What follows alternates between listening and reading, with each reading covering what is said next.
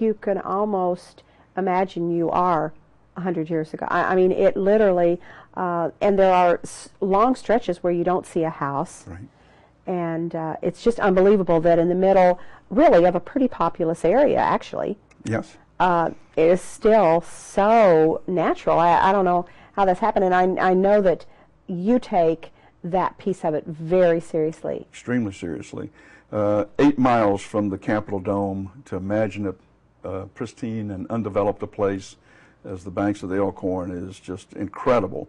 And we plan to keep it that way. We've taken our business model to expand our business through the use of franchises, which means we could put 1,000 boats in other streams across Kentucky. Instead of putting them in a condensed area. Exactly. Yeah. Exactly. Well, you have really taken that to new heights. I know that you opened up franchises in Japan last year, actually at the same time that the Commonwealth of Kentucky was over there for the World Expo, and it was a really nice culmination to that event. Plan A was to get Governor Fletcher and former Governor Martha Lane Collins in one of my canoes at the World Expo in Aichi in 2005.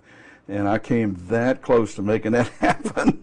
But they were there to discuss with Toyota, of course, bringing the hybrid to the Georgetown plant. And that means so much to Kentuckians that I understand how I got to take the second seat on that one. Right. You can certainly understand. Well, you don't take a second seat with me, Ed Council. Well, thank you. You take a front seat. And as we wrap this up today, this is Ed Council from Canoe, Kentucky. And in just a few minutes, you're going to see us heading down the Elkhorn Creek. And thank you very much for taking us on that trip. And My thank pleasure. you for sharing your expertise. Doesn't take much of an excuse to get me in a boat. I've noticed that. Thank you very much. Sharing this wonderful waterway with other people. Thank you so much. What are we doing here? We're paddling down Elkhorn Creek in beautiful downtown Peaks Mill. One of the best suburbs of Frankfort ever had, that's for sure. And you can see from the beauty, it's just magnificent stream, very unique in Kentucky to have such a beautiful free-flowing stream as the Elkhorn. I probably should mention to our viewers that this is an experiment. This is the first time we've ever done anything quite like this. Our partners at Cable 10, we normally do our site visits in a spot that's sitting still, and we walk around the spot. And in this particular instance, we're following the attraction. So just in case you're out there wondering what's happening, we have got one canoe that at times is in front of Ed Council and myself, Joy Jeffries, and at times they're behind us, so you'll kind of have to keep up with what we're doing, but we're just moving down the Elkhorn Creek, and I think it looks like we got a little island off to the left here, or is that the bank? That's the island. You got it.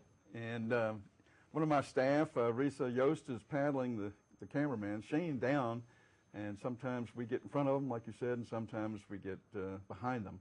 So the views will be alternating between the scenery and us, and hopefully we'll catch that egret that we saw earlier that day. Yeah, it's a magnificent bird, and a lot of the birds are coming back to this part of the Elkhorn watershed. You can certainly see that it is a beautiful, peaceful afternoon, and oh, I remember when we came up to this spot, Ed, you said duck your head, and we came through it, and I said, oh, I didn't even have to duck my head. I'm sure Shane did as he was videotaping. But this is absolutely the most peaceful spot, isn't it? People would really enjoy coming out on the Elkhorn. No doubt. If you have a stress relief plan, there goes that egret, come to think of it. Yeah, this is part of it. We also saw a blue heron that day. Yes, we did. And the only piece of wildlife that I was anticipating we didn't see was deer. Oftentimes we see deer come out and be drinking water by the creekside, and that's a major attraction for some of our customers when they come back. They're just excited about having seen all the wildlife. You know, I would kind of think, though, on a beautiful, warm summer afternoon, at 2 o'clock in the afternoon, the deer might not be out running around. That isn't their normal time of movement, is it? I think we can see off to the right here. I think we're coming up on it. We did see some of the rock formations, but I know that other places in this trip along the Elkhorn, because I've been there with you before. The rock formations are incredibly beautiful. The Elkhorn Gorge is magnificent, and it's a microcosm of the Palisades of the Kentucky River. The cliffs are 200 feet straight up off the water's edge, and just absolutely beautiful exposed limestone There we see layers. the limestone right there. Mm-hmm. Yeah. Kentucky was once part of a very shallow inland sea that has produced all of those layers of limestone, and Kentucky's blessed with having a lot of it. That makes us, of course, a cave-rich state, as well as some of the most beautiful streams in the world.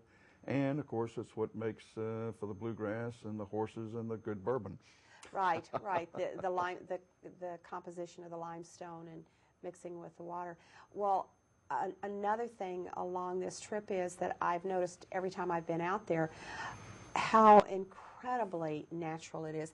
There are spots along this Elkhorn Creek that I would guess are just like they were when Lewis and Clark came through heading west. Very much so, and it's my intention to keep it that way.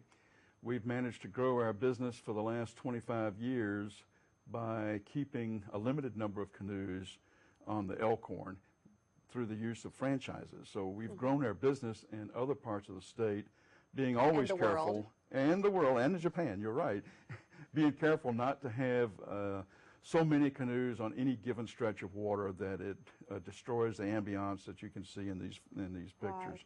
And so that it gets so that it's more like Wet and Wild or Disneyland than it is a natural habitat. Right. If you want all that kind of Disneyland kind of ambiance, you just go to Kings Island. Right. Don't come here because you won't get it. Just look at that. That is just so, the colors are so bright, and it was such a perfect day. Well, and you know something, this really is even a safe environment to take children out, isn't it? Absolutely. We have children that are just toddlers. We have life jackets for them. We've had 25 years of no severe accidents or anything like that. And Bob if we are Craig may concerned, have come closest to having. Bob Craig may have come closest. You're right. We've had 25 years of an excellent safety record, and we're looking forward to the next 25. Every one of our customers sees a safety video, which was provided from a Coast Guard grant to our international organization of people like me that rent canoes, and 90% of it was filmed on Elkhorn Creek. So we feel especially pride, a special amount of pride for that being featured on this internationally shown safety video on how to canoe. Well, I feel like that many of our viewers may not know, and I know you're a pretty humble, unassuming person, but I know you spent 2 years as the president of the International Paddle Boat Association, and right here in little bitty Peaks Mill, Kentucky, and the president of the International Paddle Sports Association. And we did allude just a minute ago about you do have, is it 7 outlets in Japan, the franchises that are opening in Japan? We've got one that's already open, and we have a half a dozen more that are showing a major interest. We've written some mayors of some towns, particularly those that have sister city relationships with American cities, that have also, like my operation, Canoe Kentucky, have a canoe livery there in their city, so that they can exchange people. When the Japanese visit here, they can go to their local sister city river and use their local livery and have a good time seeing that part of America that not many people get to see. And the reverse is true too. Yeah, that's what I was going to say. The marvelous thing, I know for the State Department of Tourism is very interested in what you're doing, and certainly we are here because that puts our name out in Japan. And I was so interested when you told me that you'd asked them what they were going to call the franchise, and they said, well, Canoe Kentucky, of course. Of course, and he added, of course, on that, and I could not believe it. And then he explained that Kentucky Fried Chicken has been over there for the best part of 30 to 40 years, and so it's no surprise in Japan to see American enterprises and franchises over there in Canoe Kentucky.